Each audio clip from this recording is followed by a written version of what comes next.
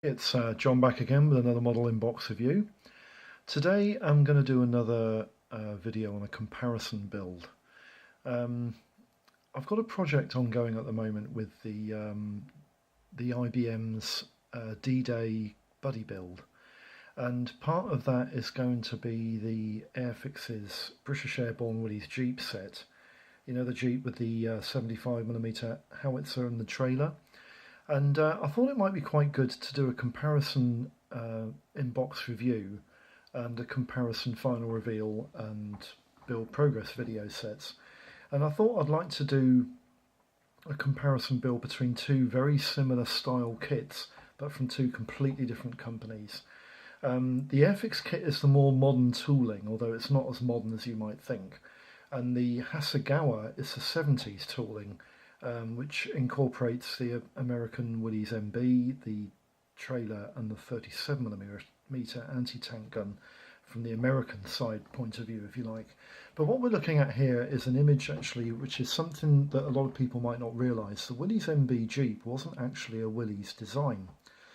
It was actually one of these that they got the license to manufacture, or if you like, the license to manufacture the vehicle on this company's behalf. This vehicle is actually a 3/4 ton light utility truck designed by a company called Bantam. And Bantam, although they won the trial off, if you like, for the orders for the United States Army and British Commonwealth Forces requirement for a light utility truck, Bantam didn't get the order because the US Army felt that Bantam was too small a concern to deliver the amount of vehicles that they required for the British war effort, for the Allied war effort. And so the contract was awarded to Willys, who produced a large number of vehicles in the early part. And then towards the end of the first year of production, Ford were also given a license production to build this vehicle as well, and most of the Willys Jeeps are actually built by Ford. They weren't Willys at all; they were Ford Jeeps, if you like. But this is the actual prototype that Bantam produced, and it does. I mean, it is pretty much the same vehicle, but its forward grille and the headlamp arrangements and everything for the vehicle was actually very different, and it had a very different feel about the front end. But the rest of the vehicle was pretty much the same. We'll go into the boxing history first of all. What we're looking at here is actually the 2004 Heller Willys Jeep and Trailer release. And the reason we're looking at this is because this is actually the fundaments of the British Airborne Willys Jeep kit.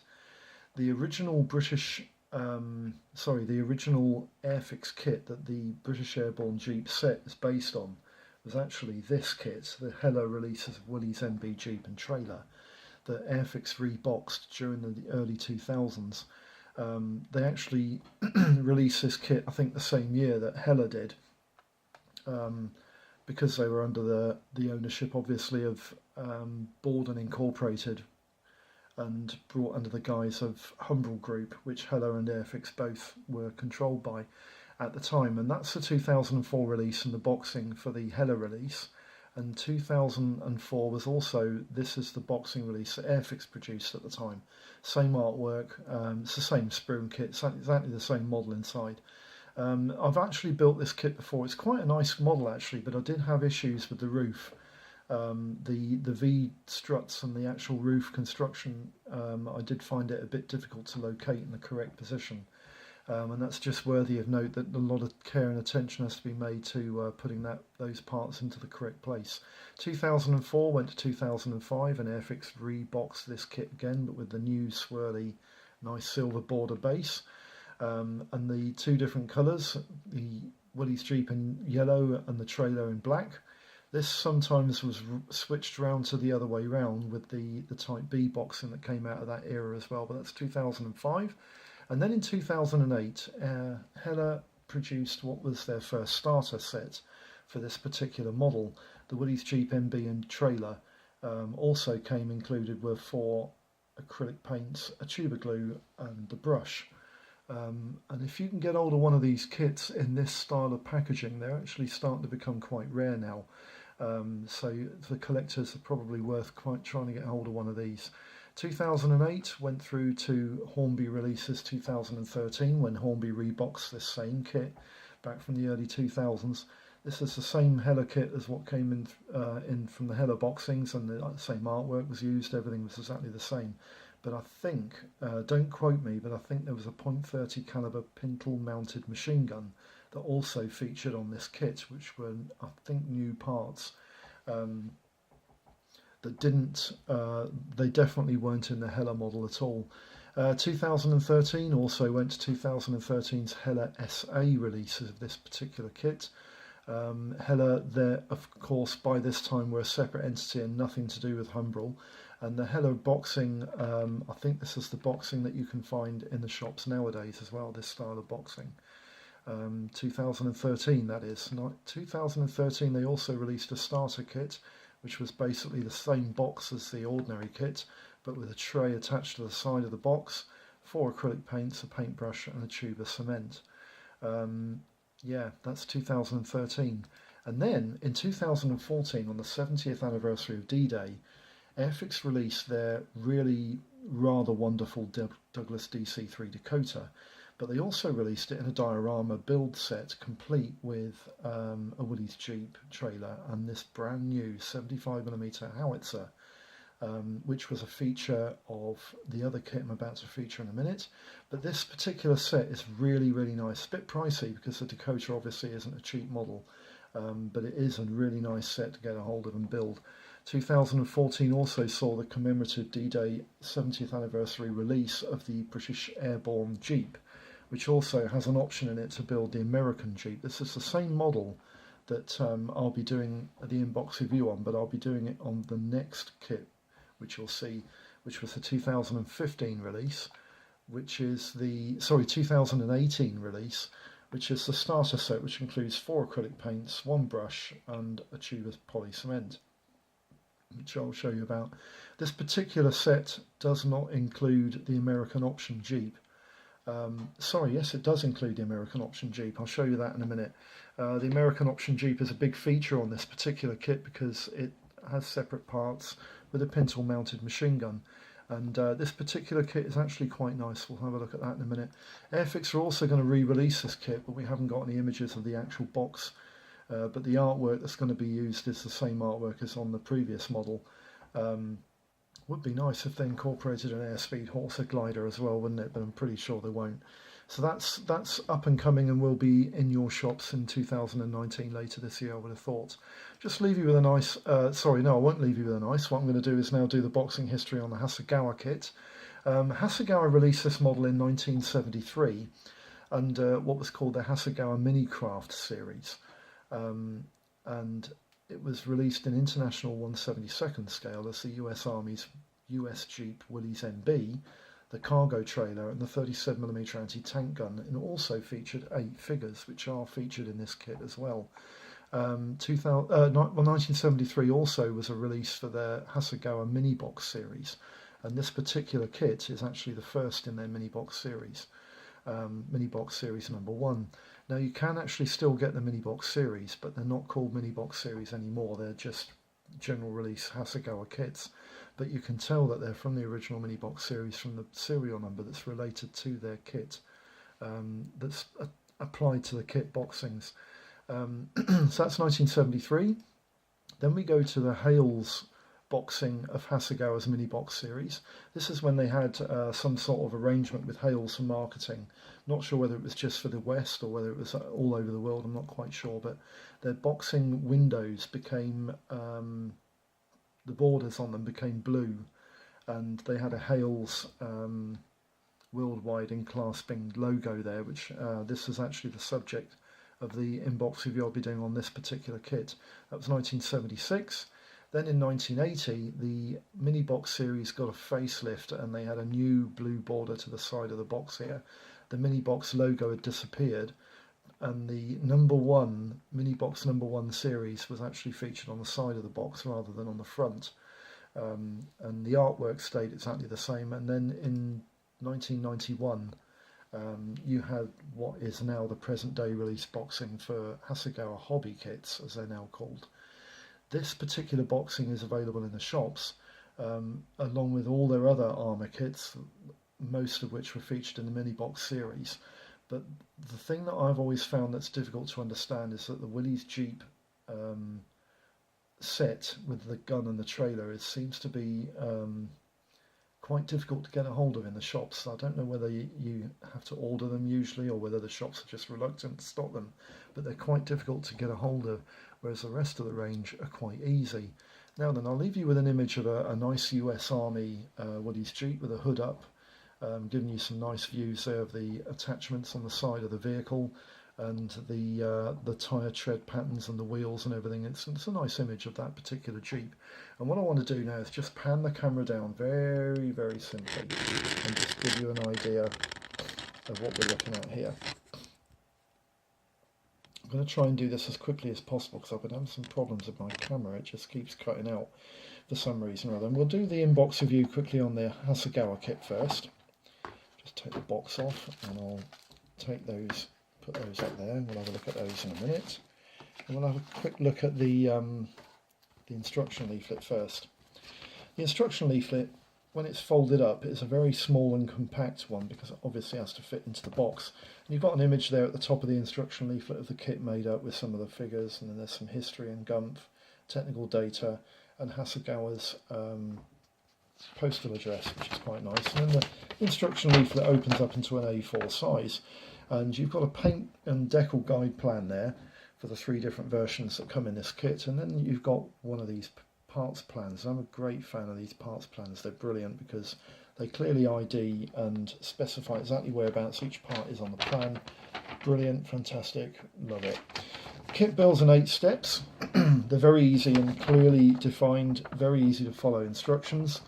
The first step is the production of the gun itself, the 37mm anti-tank gun. It's a very accurate kit of the anti-tank gun. I've seen images of this built of the real thing, and it's very, very accurate. Section 2, you've got the blast shield there, and there's a little image of what the gun looks like when it's finished, so you can see how all the parts are supposed to look when they've gone together. Section 3, you're building the chassis and the differential final drive and leaf spring assembly, and there's another picture there which shows you what all's supposed to look like when it's put together. And in section 4 you've got the main body of the Jeep and the back bulkhead, steering wheel and the gear shift assembly, which is quite nice. And then in section 5 you're basically building all the fitting attachments to the main body and then marrying the chassis to the main body and putting the wheels on. Quite easy and evident. And then you've got an image there of what the Jeep's supposed to look like when it's put together. And in section 6 you just put in the windshield and the final parts onto the rear bulkhead of the Jeep there, and the driver figure or passenger figure depending on what seat you put him into. There's a little part here which is a windshield. Now this isn't included in the kit, and I think they're just suggesting you use a piece of clear plastic card, which is, I think I'll probably do that anyway. Section 7, you've got the trailer construction, which is quite easy to follow. Doesn't seem to have any issues with that whatsoever. Yep, no problem. And then in section 8, you've got a paint guide for the figures. There are 8 figures included in this kit, and again clearly defined what is what colour and what they look like and everything else. Very easy to follow instructions. Don't really have an issue with those. Quite nice. And then you've got the decals. The decals are very typical 1970s issues decals, but with Hasegawa being the company they were in those days, the decals are actually quite decent.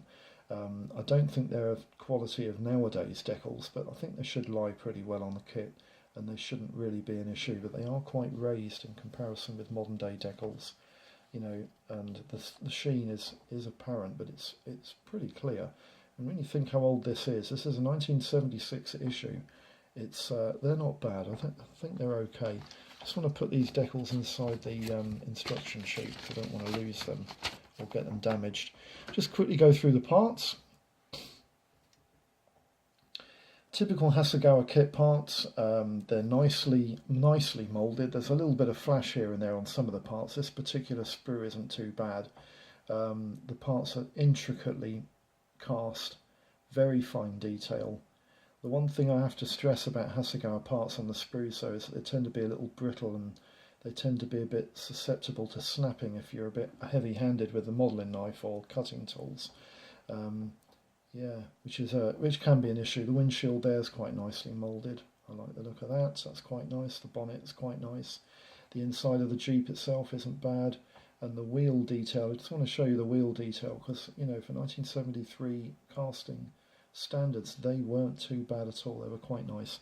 So that's basically all. I just also want to quickly show you the actual seat, the seat pad textures, because it's definitely there, and that will paint up quite nice.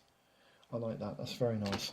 Second sprue, you've got the figures here. There are 8 figures in all, as I said before. The thing I find about Hasegawa figures is that they look a little bit caricaturish. They're almost like Hasegawa didn't take them too seriously. But these guys do paint up quite nice. There's a bit of flash on their feet and hands and things here and there, but they do paint up quite nice, and they're relaxed looking figures rather than intensely at work figures, and I quite like that sometimes in kits. The 37mm piece there for the anti-tank gun is quite nicely moulded. It's a nice piece of work. I like that. The gun shield there, that's quite nicely moulded too, quite nice. And I also like the jerry can features and the decking on the trailer, which is quite nice too. You can see that there, and the jerry cans and all the wheels, very nice. Leaf springs nicely detailed. So that's the parts for the Hasegawa kit. I think you'll agree that for 1973 standards it wasn't bad. And also, just for some of my subbers out there that often give me comments about the price of stuff that used to come up in the 70s, the original purchase price of this kit was 28p. Which I think was quite interesting. So that's the Hasegawa kit. Next, quickly open up the Airfix model. We'll look at that in a minute. Oops. Sorry about that. We'll look at that in a minute as well, and that in a minute. Just quickly have a look at the instructions, because the instructions are, I don't want to go mental on the instructions, but basically there's a couple of things that are different about the build process on this particular kit compared with the Hasegawa model. The instruction leaflet's A4, and it's typical red, white and black colour tones that are used by Hornby Hobbies, and there's their logo at the bottom. Very nice. And then you open the page and you've got a set of safety instructions and assembly instructions. The assembly instructions are on the left hand side, all in different languages. Safety instructions are on the right hand side. At the bottom of the left hand page you've got an assembly icon instruction key, which is quite nice. That, all the different key which features inside the instructions that tell you how to do everything, when to do everything, and for how long. Now then, there are 2 distinct different sections to the instructions, because you've got 2 different types of Jeeps. You've got the British Airborne Jeep and the US Army Jeep, and they're both constructed virtually identically, but with different features in the latter parts of the rear body section. And we'll go through that in a minute. First of all, the kit builds up into, I think it's something like 28 different steps, which is quite a lot, but there's not many parts to each step. It's typical of Airfix layout.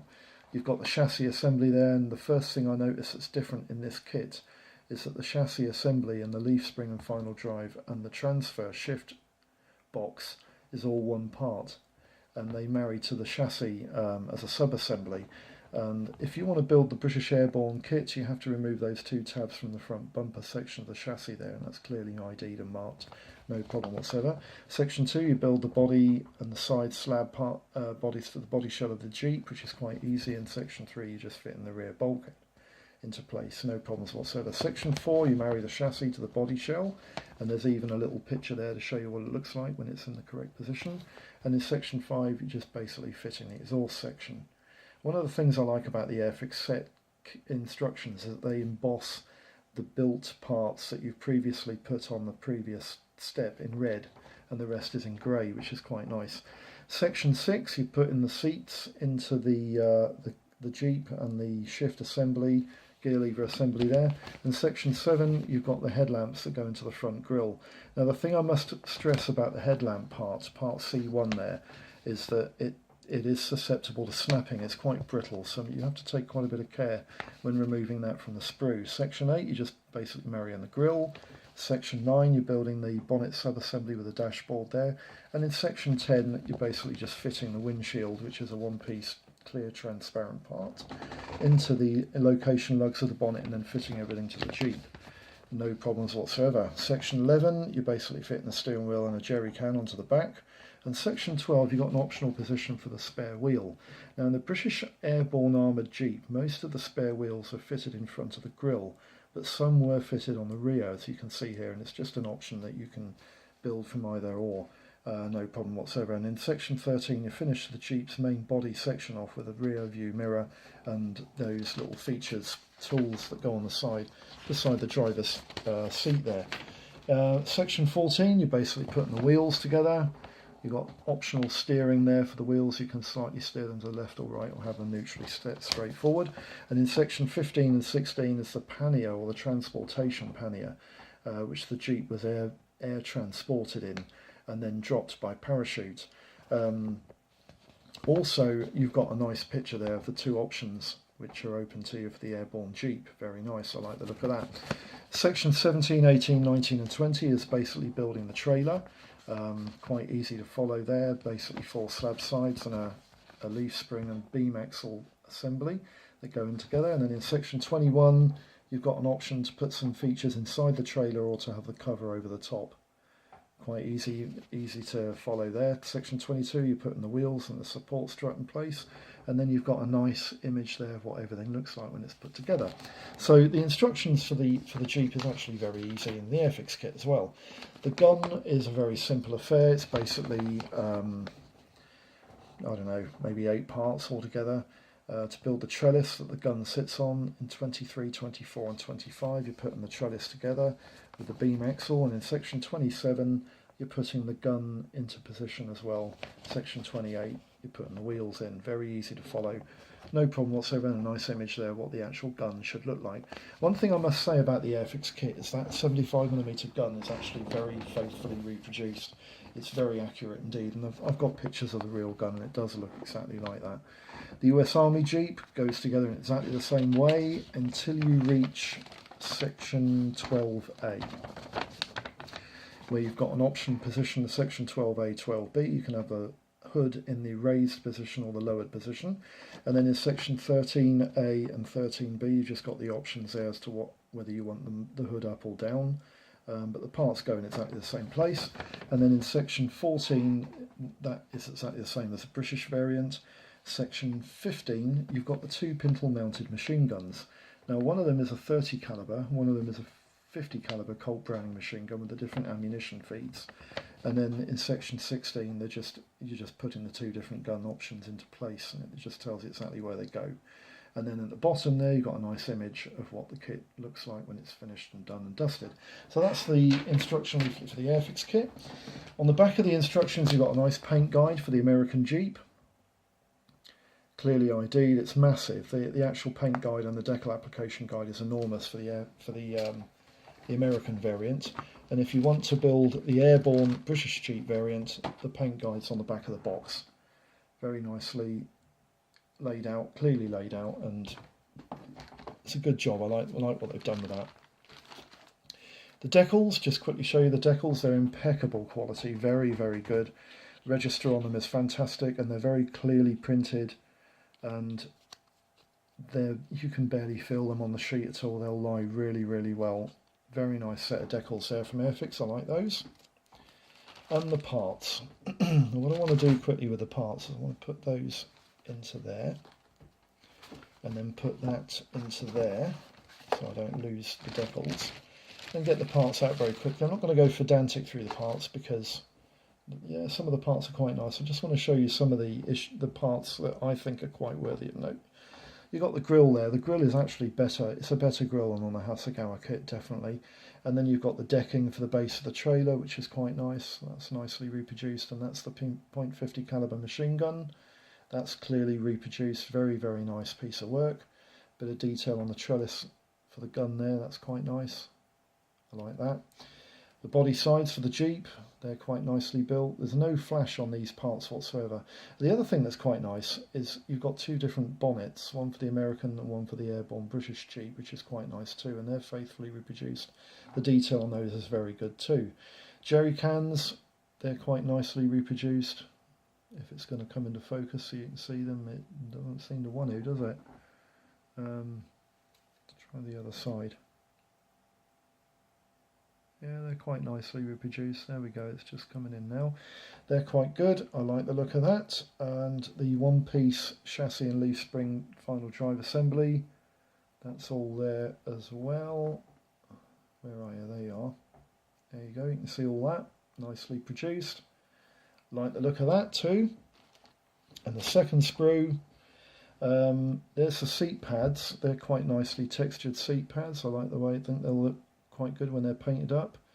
The detail on the sides of the trailer, quite nice. I like the look of that. Also the wheels on the Airfix kit are very good too. They're nicely detailed. There's even some wheel nuts here and there. And the tread pattern on them is exceptional. Very, very well done. They're nicely crafted parts. Very, very impressed with those. There's a couple of redundant machine guns there. I don't know what they're for. Maybe they're for a different variant that they're going to release at a later date. I'm not sure. But the actual hood for the Jeep is quite nicely moulded. There's some nice textures going on there. And the chassis, the parts are lovely. They're really nice. Very little flash on these parts whatsoever. There's quite a few tabs to remove, but that's the parts on the Airfix kit.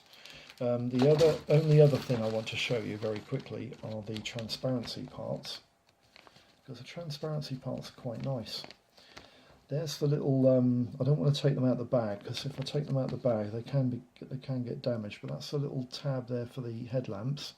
Again, you have to remove those very carefully, and that's the windshield part, which is a nicely crafted piece. I like the look of that too. That looks good too. I think that will paint up lovely. So that's the parts for the Airfix kit and the parts for the Hasegawa kit. Two very different approaches to building the Jeep. Very interesting. Also, of course, with the Airfix kit you get a load of paints and a brush, and yeah, there they are, and the tube of glue. Interesting. And the brush you get in the set is a Humbrol brush. These brushes are actually very good. They do produce quite good results, so that's quite good too. You get a Humbrol brush in there, that's nice. Leave you with a nice image there of the two model boxes, so you can have a look at that whilst I'm going through the Gump very quickly. I'm going to try and go through this Gump very quickly because I don't want this video to last years and years. Basically what we're doing is a comparison build on the Airfix British Airborne Willys MB Jeep, the quarter-ton trailer and the 75mm M116 howitzer. The release date on this kit was 2014 and the serial number is A68217, released in 1/72 scale. The Hasegawa model is of the Willys MB Jeep quarter-ton trailer and 37mm anti-tank gun. Release date on that was 1973 and the serial number is NB001 from their mini box series, released in 1/72 scale. The Airfix kit comes in two different versions. One is a British 6th Airborne division based in Normandy in June 1944, and the other is of a US division, 4th Division headquarters based in Belgium, US Army, 1944. There are three Decals versions in the Hasegawa kit, two for US Jeeps with a gun and trailer unit, and one as a Cassavac unit with the trailer circa 1944. Dimensions of the kits are pretty much of a much. The Jeep's about 2 inches long, it's about 3/4 of an inch wide and high. The trailer's about 1.5 inches long by 3/4 of an inch wide and high, and the gun in the Airfix kit is about 1 3/4 inches long by about 3/4 of an inch high and wide. But the 37mm anti-tank gun is actually 3 inches long in the Hasegawa kit. The Airfix kit comes with 69 plastic parts on 2 grey plastic sprues and 2 parts on 1 clear plastic sprue, totaling 71 parts in total. And the Hasegawa kit is produced from 61 parts on 2 green plastic sprues. Options and costs are quite vast, as you can imagine. Most of the companies that produce models have had a go at this kit in one form or another. Brengun produce a 144 scale resin kit, which comes in 2 Jeeps on a resin block. That kit is about £12 to £14. In 1/87 scale, AHM build a Sherman tank and Willys Jeep combi set, which is based also on the Crown model, and I've got no prices available for either of these two kits. In 1/76 scale, Airfix build the Buffalo and Willys Jeep, which is about £5.50 to £15. Incidentally, the Willys Jeep that comes in that set is one of the worst representations of a Willys Jeep I've ever seen in my life. The Fujimi Willys Jeep comprises of a half-track and Jeep diorama kit, or an M30 cargo carrier and a Willys Jeep in two separate boxes, obviously. And they're based on the Nitto models. The pricing for those is about £6 to £10. Matchbox do a couple of Willys Jeep diorama sets, one with a Chevrolet truck in the LRDG set, and one with a Morris C8 truck and a 17-pounder gun. These two kits retail for about £20 to £30. MPC also build a Buffalo and Willys Jeep in the Iwo Jima collection set based on the Buffalo and Jeep from Airfix, and I've got no pricing on that. Nitto's Willys Jeep is about 25 to 30 quid. Revell do a Willys Jeep diorama set, which is basically the two models from Matchbox, and they're about £15 to £25. And Tsukuda Hobbies do a Willys Jeep set, which is based on the Airfix Buffalo and Jeep. No pricings available on that. In 1/72nd scale, Academy do a Willys Jeep, which is in a 3-vehicle set, I think comprising a Keeble wagon and a Ketteringgrad motorcycle style type vehicle, and that retails about £8 to £20. Airfix do at the Airborne Willys Jeep trailer and 75mm howitzer from £5 to £13. Airfix also do the Willys Jeep and trailer, which is based on the Hella kit, for £5 to £15. And Airfix also produced their DC3 and Airborne Willys Jeep set, which is about £38 to £50. AMC do a Willys Jeep, no pricing on that one. Attack Hobbies do a Willys Jeep, which is £6.50 to £12. Black Dog do a Willys Jeep and Chevy truck set, as does Dragon do a Willys Jeep set, but I've got no pricings on either of those two kits. The Hasegawa set is about £5 to £20. Italeri do a Willys Jeep from £12 to £15. Mr. Craft do a Willys Jeep, which is based on the Hella kit, which is £10 to £13. Paget Brothers Willys Jeep collection set, which incorporates 3 other vehicles. Quite rare to get hold of, and again I've got no pricings on that, but that's based on the Hasegawa kits. Popeye do a Willys Jeep based on the Hasegawa kit, which is £5 to £8. Revell do a Willys Jeep, which is, again I've got no pricings on it, but it's quite old. S Model of China do a Willys Jeep for £10 to £14, and Science Treasury also do a Willys Jeep based on the Hasegawa kit, which is £5 to £10. In 1/56 scale, Rubicon models do a Willys Jeep. Again, I've got no pricings on that. In 1/48 scale, Academy Willys Jeep, which is based on the Bandai kit, and the Frog Willys Jeep, which is also based on the Bandai kit. Again, I've got no pricings on those, but the original Bandai kit I have seen priced for between 25 and 30 quid. Hasegawa do a 48 scale Willys Jeep for about £16 to £20, as do SOL, who do another Willys Jeep for about £28 to £38. Tamiya's 48 scale kit is about £20 to £35, and there's a company called Verlinden Productions who do a Verlinden Productions Limited who do a Willys Jeep, but again I've got no pricing on that. There's a rather old offering from Lifelike Hobbies in 1/40th scale. Again, I've got no pricing on that, but that's likely to be quite dear. 1/35th scale, Best Value Models do a Willys Jeep. Again, no pricings on that. Bilex Willys Jeep, which is based on the Atelier I kit, which is £17 to £20. Bronco do a Willys Jeep for £35 to £40. Cyber Hobby do a Willys Jeep for £35 to £40, as do Dragon's Willys Jeep, which is a Cyber Hobby Rebox for £20 to £28. Hella's Willys Jeep is £13 to £15. Italiere's Willys Jeep, which is £10 to £12. Italeri's Willys Jeep, which is based on the old Atalieri mould, is £9 to £15. Monogram do a Willys Jeep, no pricing on that. Revell do a Willys Jeep, which is based on the Atalieri kit, which is £9 to £25. Revell's Willys MB and TM34 tactical truck, which is based on the Atalieri kit, is £17 to £35. Revell's Willys MB and LCM, which is based on the Atelier I kit, is £30 to £60. Tamiya's Willys Jeep in 35th scale is based on the Atelier I kit, which is £15 to £20. And Testers also reboxed the Atelier I kit for £10 to £17. I've got no pricing for the Winneco offering in 1/35th, and in 1/32nd scale there's no pricing available for either the Bandai Willys Jeep or the Monogram Willys Jeep.